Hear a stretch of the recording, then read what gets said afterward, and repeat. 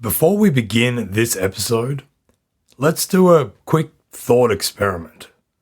Think about Belgian food. Imagine the aroma of a warm stew cooked with beer in a centuries-old tavern in Bruges, or perhaps you're thinking about the crispy, warm crunch of frites, hot chips cooked in goose fat being eaten out of a paper cone on a cold Antwerp day. Maybe you've imagined dining in a multiple Michelin star restaurant, enjoying mussels in Brussels, or perhaps you're just visualizing a plate of waffles covered in chocolate and cream. Okay, so now, think about Dutch food. Yeah, I know, just try. I'm going to guess that was a lot more difficult than thinking about Belgian food, and if you could think of anything at all, it was either something deep fried beyond recognition, or it was cheese, or a fish pickled in its own juices, or just a plate of meat and potatoes. Culinary culture in the Low Countries has changed greatly over the course of history. Geographical, social, and economic factors have all contributed to the availability of food at different times in the region, as well as to the traditions and customs surrounding food preparation and enjoyment. For most of history, there was little distinction between food in the Netherlands and food in Belgium. Today, however, Belgian cuisine is renowned and celebrated both internationally and domestically, and has been said to produce food in the quantity of the Germans and the quality of the French. Dutch food, on the other hand, is recognized as being far more simple and bland. Has anybody ever come home on a Friday night and said, "Should we go out for some Dutch?" Probably not. More likely, the only time you'll hear the words "Go Dutch" around a dining table will be when discussing how to split the bill, rather than referring to the type of food you're going to eat. So in this episode, we are going to explore the history of culinary culture and traditions in the Low Countries and see how they've been kneaded over time into what they are today. For this recipe, we will require one small landmass populated by culturally distinct and diverse peoples, one extremely long period of time stretching back to prehistory. That's time T-I-M-E, not T-H-Y-M-E. Water, a lot. A pinch of religious conflict. One great dollop of significant economic development. Don't hold back. Essence of commerce, exploration, and colonialism. And add salt as needed.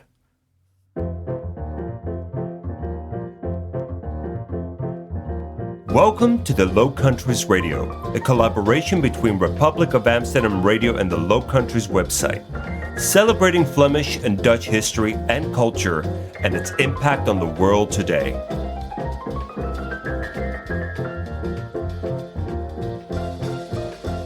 There is very little information about the culinary traditions of prehistoric people in the Low Countries, meaning that most of what we know is based on conjecture. They must have subsisted on what they could gather and hunt, which would have been berries, nuts, and fruits, as well as wild vegetables, tubers, and roots, such as the ancestors of cabbage, sprouts, and asparagus.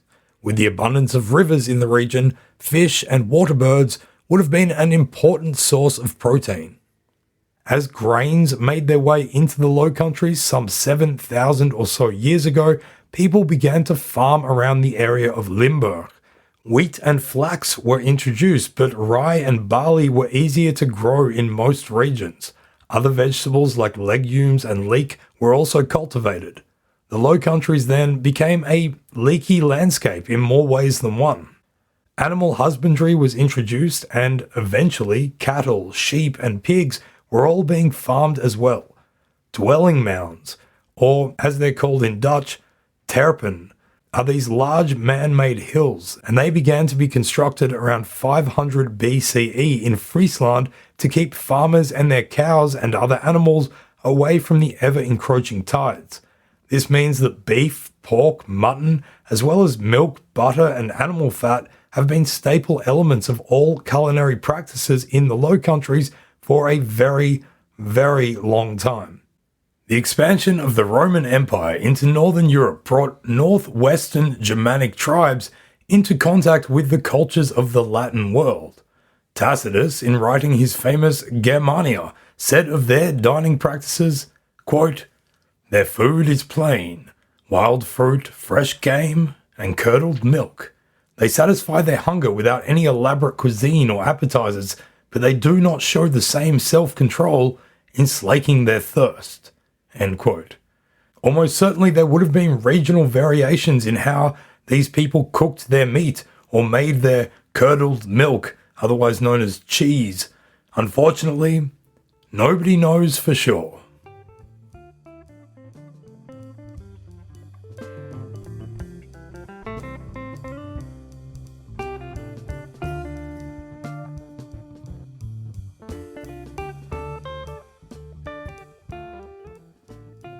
Medieval Low Country societies were, like the rest of Europe, greatly defined by religion. As such, the diet of the Low Countries was heavily influenced by Christianity for over 1,000 years.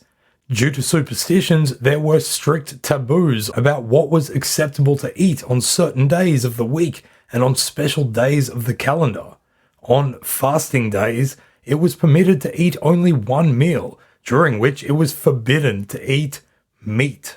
By the reckoning of the people of the Middle Ages, meat referred to the flesh of animals which lived on the ground. These restrictions meant that there were up to 150 days a year on which you were expected to fast and on which fish was the main source of protein that people ate. Fish in these times was understood to be anything that came from water. This, therefore, could include seals, whales, and beavers, as well as different types of water birds. Freshwater fish was abundant, it was cheap and available, the most common species being trout, whitefish, pike, shad, eel, and lamprey. Eventually, however, overfishing in the rivers meant the fish had to be cultivated, or people had to venture into deeper waters. By the turn of the first millennium CE, people from the Low Countries were fishing in the sea, off the coast, usually for cod and herring. Diminishing supply and continual demand meant that fish could be extremely expensive and was more often found on the tables of the religious and secular wealthy. In the Cambridge World History of Food, Anneke van Otterlo states that the tables of the bishops of Utrecht were a pescatarian's paradise and would consist of 20-ish lavish dishes of fish. According to studies done by Richard Hoffman, fish made up only around 3 to 5% of the total calories consumed at the time, but cost up to 1/5 of the budget for food. As the Low Countries rapidly urbanized from the 1100s onwards, they linked into trading networks across the continent, and some of the most important things traded were foodstuffs, including fish. Carrying fish long distances in the Middle Ages was difficult because it went off quickly. Fresh fish even struggled to make it to the local markets before going off. As the old Dutch proverb goes, gasten en vis blijven maar 3 dagen fris. House guests and fish only stay fresh for 3 days. Very low standards for freshness in the Middle Ages. Different preservation techniques included smoking, drying, salting, and pickling. In the Low Countries, the method for curing fish was usually salting and then packing the fish into barrels of brine. Around the turn of the millennium, though, fishmongers in Denmark had figured out a process called gibbing, which could be applied to a particular fish, the noble herring. This entailed removing all of the entrails of the herring except for a tiny organelle called the pyloric cacae, which would then emit an enzyme that helped to further preserve the fish. The final product, tonharing, became one of the most valuable trade products from the north. Around the late 14th century, this technique had migrated into Holland and Zeeland.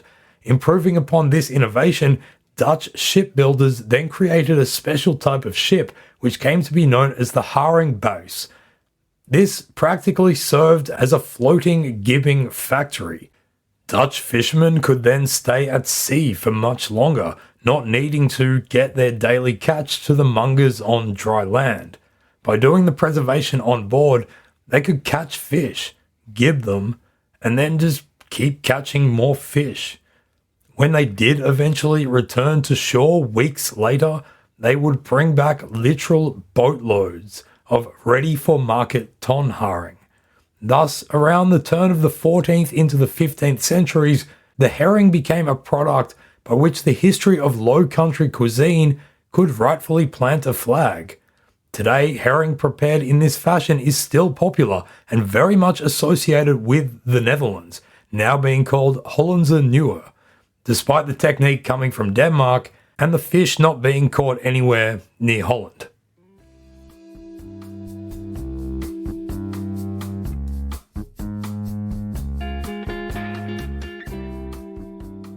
For the common classes in the Middle Ages, the most important food item was grain. Like we said earlier, rye, wheat, barley, and oats were all farmed in the Low Countries. From about the 10th century onwards, however, with the aforementioned urbanization, the population soon could not be sustained by locally grown grains. The Dutch looked north, and the trade connections to the north, and particularly in the Baltics, meant that this region became the source of most of the grain eaten in the Low Countries for centuries to come. Grains could be used to make porridge, pancakes, and bread. Porridge and pancakes were simple to make, needing only a fire and a hot top. Bread, on the other hand, was expensive because it required more steps in its production. If you worked the land, it was usually for a lord who owned it and would take a large portion of your harvest. If you wanted to turn what little grain was left over into bread, it would first have to be ground into flour before being mixed with yeast, salt, and water, and then baked. The necessary machinery, such as mills and ovens, were also controlled by the lords, however, and they could, and usually would, exercise their so-called banal rights, which forced their peasants to use their equipment, at a cost, of course. This was clearly a great system for the lord, but not so great for the peasants. If instead of living in the countryside, you lived in a town, you would have to go to a baker for your bread, which obviously also cost money. For these reasons, bread, like meat and fish, was far more regularly eaten by the wealthy. Those who could afford to eat it, however, would do so alongside every dish as frequently as they could. Another thing people were baking in the Low Countries at this time were koekjes, which in the English-speaking world are called biscuits everywhere, except for America, which shows off its Dutch roots by calling biscuits cookies. Koekjes became a big deal in many different places in the Low Countries. In 1477, the city of Deventer made regulations on the Bakers' Guild pertaining to the making of koekjes. Water must not be added to honey, unless it was a certain type of honey, which then had to have a certain amount of pepper and water added to it. Cookies must measure an old cubit, which was 68 centimeters. That's a big cookie. By the 1550s, koekjes had become so synonymous with Amsterdam that people from there were sometimes known as cookie eaters. I had a cookie in Amsterdam once. I'm sure it was good, but I can't really remember it very well. On a typical day, those in the low classes would eat 3 times and sometimes more, depending on how much energy was required to do the physical labor demanded of them. Breakfast would consist of a porridge of grains. Cheese, bread, and butter could then accompany the larger meals or be munched on as a snack in between. For those without access to an oven and for whom bread was a luxury, pancakes were the substitute, possibly explaining why they are still today a common dish in the Low Countries. Cheese and butter would never be served on bread together. Another old Dutch proverb goes, "Zeifel op zeifel is het werk van de duivel," which translates directly as, Dairy on dairy is the work of the devil, but in a more satisfyingly rhyming and modern form could be something like, be ever wary of dairy on dairy. Commoners, from serfs to comfortable artisans and merchants, would eat at least one hot meal a day. The standard dish for the lower classes across Western Europe for centuries was something called pottage, or in Dutch either potspijt or ketelkost. Because it's fun to say, we will stick to the English term pottage. It was a combination of basically whatever you could get your hands on and chuck in a pot, typically a mix of peas, beets, tubers, one or many grains, and a liquid, which could be water, beer, or milk. Sounds lekker. The thick and mushy stewy soup would be cooked in a pot over a fire on a continuous basis, ladled out whenever it was mealtime and topped up accordingly. If you could afford it, you might also throw some meat, fish, bone, or lard in there. Here's $1 million idea.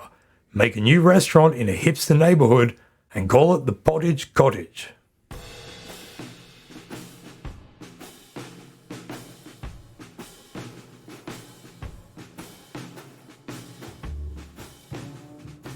As you might imagine, upper classes were able to branch out a bit beyond meagre pottage.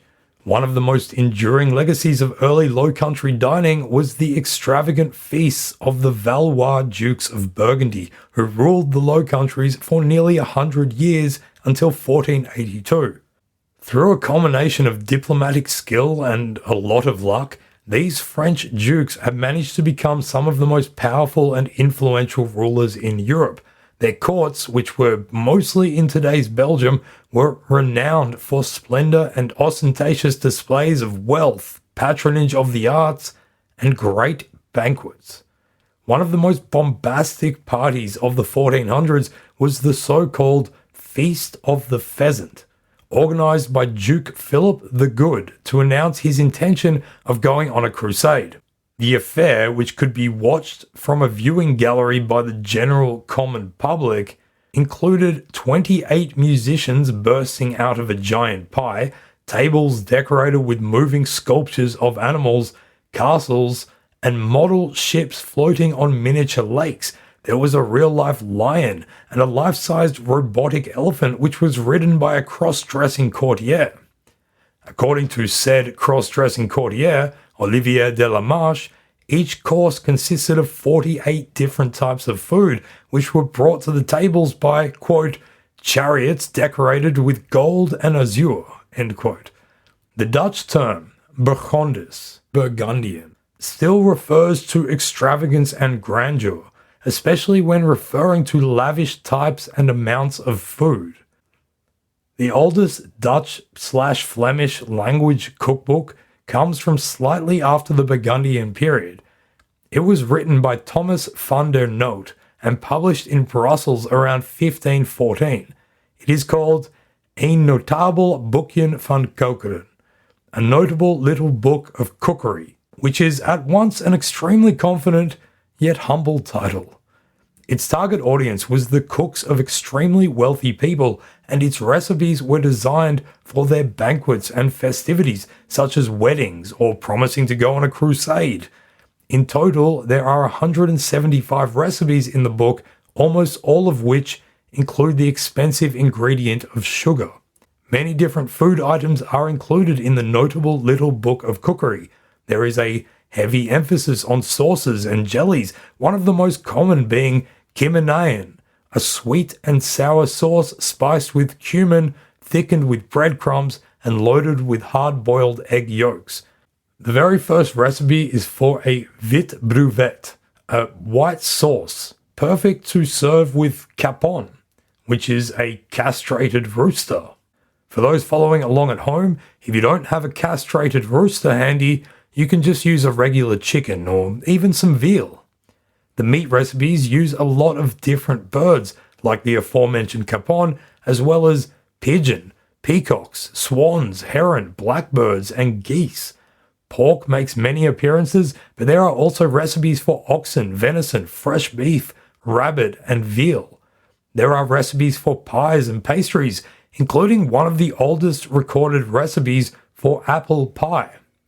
Perhaps the most curious baked dish is a sparrow pastry that does not include any sparrow, but rather beef or veal with cheese and saffron. Saffron actually makes many appearances, almost always being recommended to give the dish color. Other luxury spices are likewise employed, such as cinnamon and nutmeg. Almost every fish known to Western Europeans is also mentioned in the recipes. Every piece of every animal was used in all the dishes.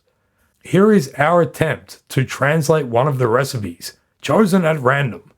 Shockingly, this following pike and eel with a pea and pike liver mash has not become a classic modern Dutch dish. Quote, cut the eel and the pike in pieces, leaving the pike's liver aside. Fry the pieces in a pan or a pot. When they are cooked enough, add a pea puree. Separately, cut the liver of the pike extremely finely and push it through a sieve. Add ginger and saffron to give it color.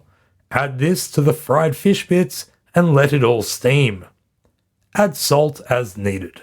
End quote. Whew.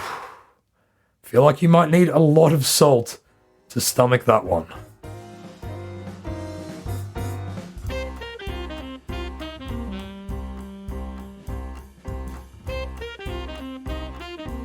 European food history was set on a new trajectory with the so-called Columbian Exchange, when Portuguese and Spanish ships began moving between Eurasia, Africa, and the Americas in the late 1400s. Spanish ships brought foodstuffs back to Europe which had previously only been found in the Americas, such as potatoes, tomatoes, corn, various types of beans, chili, squash, and pumpkins, amongst much else. The Low Countries became an integral part of Portuguese and Spanish trade networks in the mid-16th century, when they came under the rule of the Spanish king, Philip II.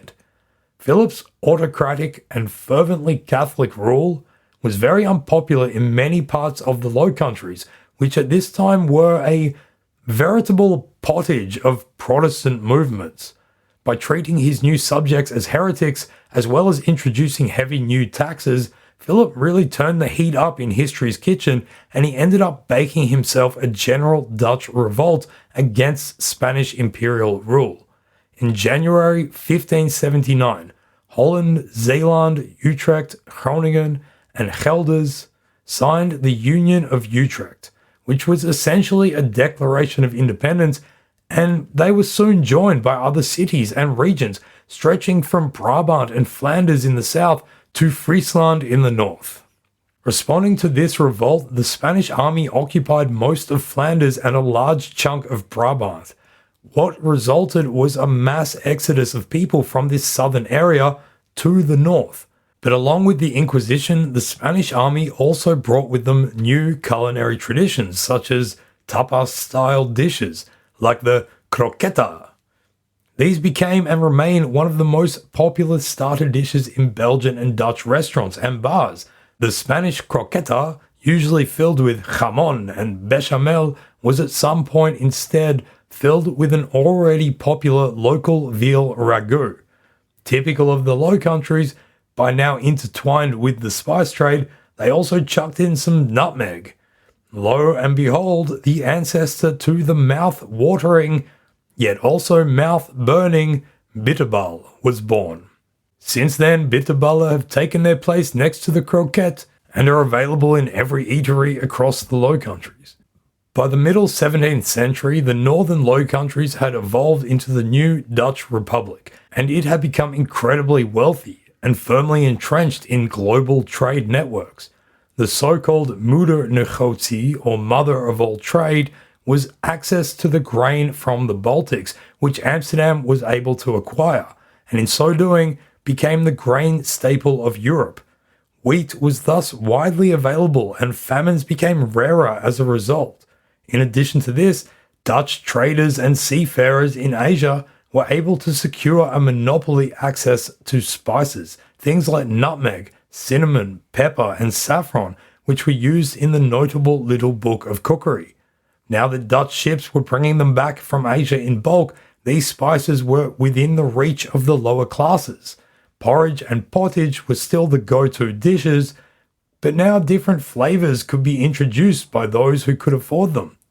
If you take a look at still life paintings by Dutch masters from the 17th century, you will often see tables packed with all kinds of delicacies, from fresh fruits and vegetables, fishes, crabs, lobsters, prawns, meats, cheeses, and baked goods.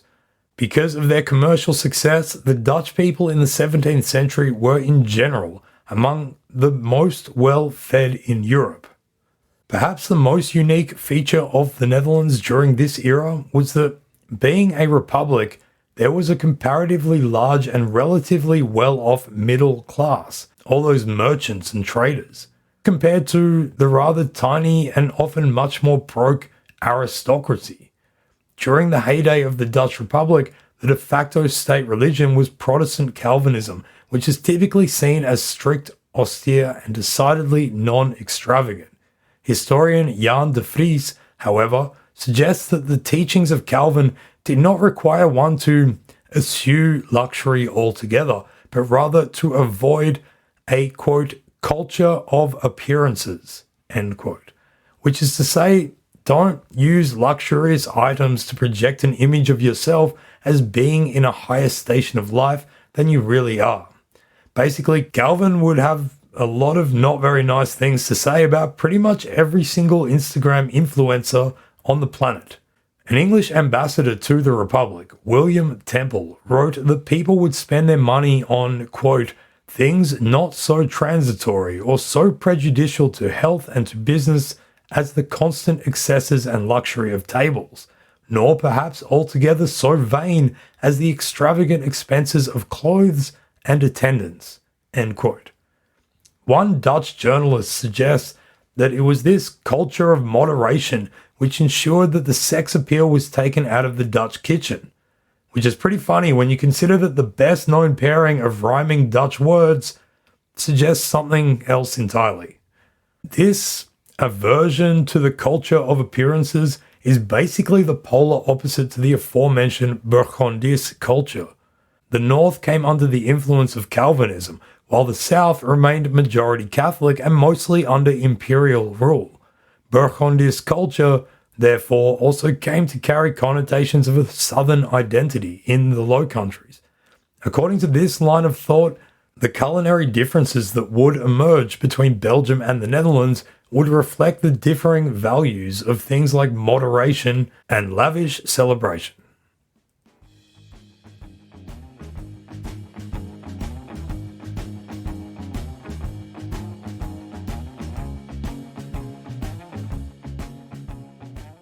In the 18th century, the wealth gap between rich and poor grew significantly in the Netherlands as the bourgeoisie garnered most of the wealth, the middle class shrank, and more people fell into poverty.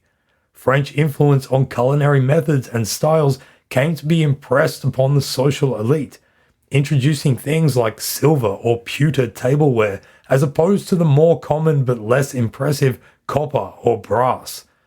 Items such as the fork became obligatory to their eating traditions. According to historian Weiger Verlemer, the ways in which people sought to imitate French fanciness was seen by the lower classes as a disintegration of morals which hearkened the impending downfall of the nation. Whether a declining moral fortitude was impacting the nation or not, for the lower classes this period of diminishing wealth had real and devastating effects. Food shortages returned and were often accompanied by rampant epidemics that affected the poorest most of all. Those who were struggling to eat came to depend on one of those products that had come into Europe hundreds of years earlier with the Columbian Exchange, the potato. Before long, the humble spud became a staple in food preparation for lower classes in both the Netherlands and Belgium. By the 1790s, the economic star of the Netherlands was well and truly waning.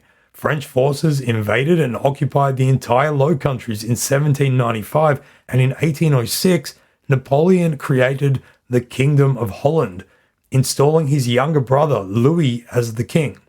This only lasted a few years before Napoleon simply annexed all of the Low Countries into his empire.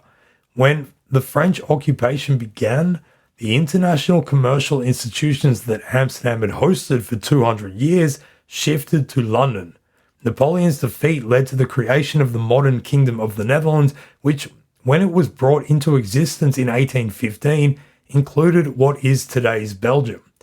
After 15 years of this arrangement, the Belgians went into their own rebellion against the rule of the Dutch, suggesting that the near 2.5 centuries of separation had instilled definite understandings of distinct identities. They declared their independence in 1830 and had it officially recognized by everyone in 1839. Following its independence, Belgium created a sense of national culinary tradition in a way that, simply put, the Netherlands did not. In general, the ingredients and means of preparing foods did not actually differ that much between the two countries, but the culture of how and where to eat did.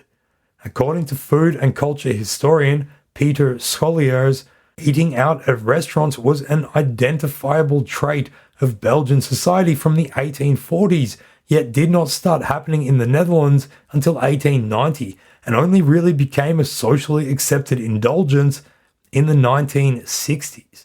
Belgium, in effect, had a 120-year head start in what is a modern culinary tradition today, going out for a feed.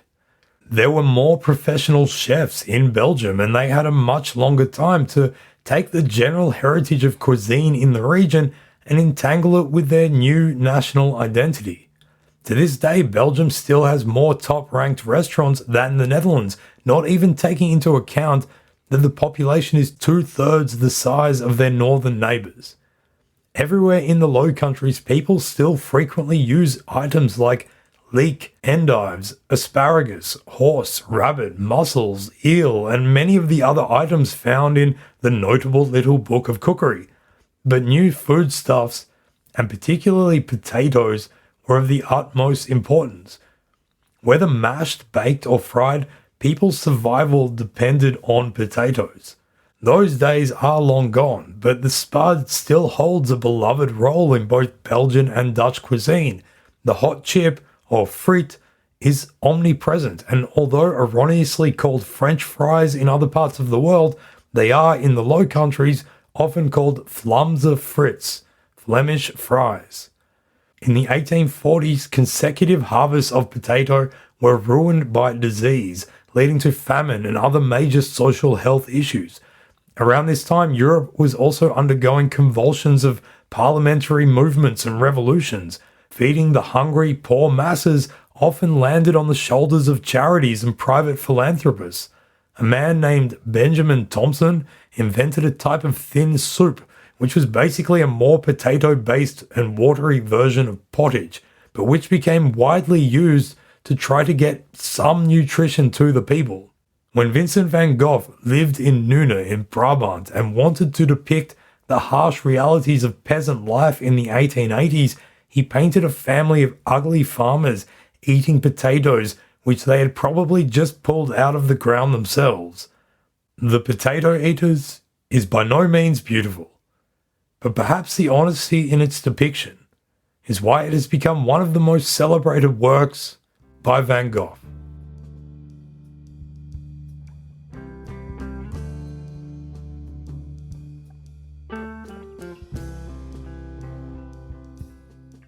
In the final winter of the Second World War, between 1944 and 45, the northern parts of the Netherlands suffered a famine which would become known to history as the Hunger Winter. After Allied troops landed on the continent during the Normandy invasions in June 1944, a massive retreat of German forces saw them moving back to the border to regroup. In the first few weeks of September, much of Belgium was liberated, and plans were quickly devised for a combined land and parachute assault on the Netherlands, which would see the Allies cross the Rhine River and secure a direct route to go to Berlin. Unlike the D-Day invasion, however, this attack, known as Operation Market Garden, was a logistical failure, which did not secure the required bridgehead over the Rhine River at Arnhem. What resulted was a partial liberation of the Netherlands, with the northern part of the country remaining stuck under Nazi control until May 1945. As retribution against a strike undertaken by rail workers who were supporting the Allied effort, German authorities stopped all food from being sent to the Netherlands. This embargo, coupled with one of the coldest winters ever recorded, meant that throughout that winter of 44-45, much of the population starved. In desperation, people resorted to eating whatever they could. During these months, the most common sources of nutrition were sugar beets, tulip bulbs, and potato peels.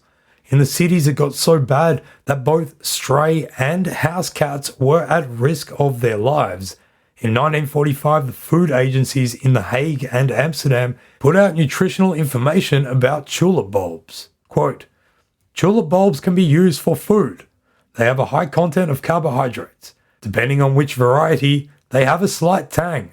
They are more or less mealy, which is why it is not possible to provide the weight of the exact amount of bulbs for some recipes." End quote. This was then followed by a recipe. Quote, "Soup with tulip bulbs. 1 litre water, 1 onion, 4 or 5 tulip bulbs, aroma, salt, 1 teaspoon of oil, surrogate curry powder. Chop the small onion and fry with the oil and the surrogate curry to a light brown. Add water and aroma. Bring the soup to the boil. Grate the cleaned tulip bulbs above the boiling liquid. Cook a little longer while stirring and finish with some salt." End quote. Interestingly, the hardships of the Hunger Winter provided Dutch scientist Willem Karel Dicker with a large-scale case study which led to him discovering the cause of celiac disease. During the 1930s, Dicker had begun investigating the effects of removing wheat from people's diets in order to treat celiac disease, after speaking to a mother who had told him that taking bread out of her child's diet had resulted in him no longer suffering rashes. Because of the lack of bread during the Hunger Winter, many children who suffered from celiac disease actually began to improve in their condition, and when bread was reintroduced into their diets after the famine, their symptoms immediately got worse again. Subsequent research discovered the role which gluten plays in triggering the disease, and Dicker helped develop a gluten-free diet as treatment. In recognition of his work, in 1958, Dicker won the first ever gold medal from the Dutch Society for Gastroenterology, who then named the award after him.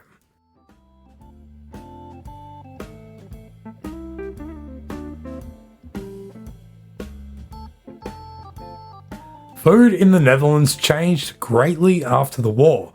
Immigration from Asia, which had already established strong Asian communities in the Netherlands from the 19th century, increased when Indonesia gained its independence from Dutch rule. Indonesian restaurants soon became established in Dutch cities and towns, and the rijsttafel, a set menu of varying dishes, arguably became the first modern national dish. Another incredibly important food item that came out of this was pindasaus, peanut sauce, the glue that holds Dutch festive dinners together. Decolonization also led to an influx of Surinamese and other Caribbean immigrants, who themselves drew on a mix of Afro-Caribbean and Indian cultures. Words like roti and samosas entered the lexicon of Dutch cuisine. In the 70s and 80s, foreign labor initiatives by the Belgian and Dutch governments brought Algerian, Moroccan, and Turkish cuisines into the national foodscapes. In the Netherlands, the snack bar took its place as among the most important food institutions in the country, providing relief for countless drunk people in the early hours of the morning. People could now pick up snacks like croquettes, cassoufflés, and other deep-fried goodness that tastes delicious with or after beer. After the war, food companies also started mass-producing croquettes and their bastard descendant, bitterballen, all of which became mainstays at snack bars, along with kebabs, satés, with pindasaus, wraps, and more. One of the recent additions is the now famous salon, which literally means hairdresser. In 2003, a local Rotterdam hairdresser called Nathaniel Gomez, originally from Cape Verde, walked into the shawarma snack bar El Aviva and asked for all of his favorite things in one container. What he received was an aluminium takeaway dish with a layer of hot chips, a layer of shawarma meat, and a layer of Gouda cheese. This had all been placed into the oven until the cheese was completely melted, and then a salad topping of iceberg lettuce had been put on top and dressed with garlic sauce and sambal, an Indonesian hot sauce. Gomez was enthralled enough that he would regularly order it, legends saying that he would just call up and say, "Capsalon." Other customers at El Aviva copied him, and a new national dish was born. So as we have seen, there is a long history of culinary traditions in the Low Countries. For a very long time, class divisions and wealth status put limitations on what people ate on a day-to-day basis, and there was little variation between everyday commoner cuisine throughout all of Europe. At the end of the Middle Ages, the Protestant and mercantile Dutch Republic encouraged the growth of a middle class, and people could access what had previously been exclusive, elitist ingredients. Furthermore, the split between the northern and southern Low Countries began to mold distinctly identifiable cultural differences between what would become the two modern nations of Belgium and the Netherlands.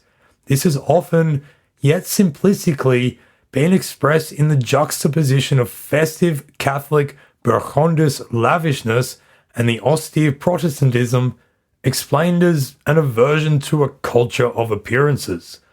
When modern Belgian independence occurred in the 1830s, dining out soon after became popular, whereas in the Netherlands, eating at home was the norm and continued to be so, while going to a restaurant was seen as indulgent. During the war, people fed themselves however they could, but in the post-war years, global culinary influences accompanied growing immigration. And in the Netherlands, a new sense of culinary celebration has begun to emerge. And that, folks, is the recipe for a history of culinary traditions in the Low Countries. If you will now excuse me, I'm starving, so time to make something lekker. Definitely not pottage or pike liver mash. Perhaps something with pinda sauce. Tottines.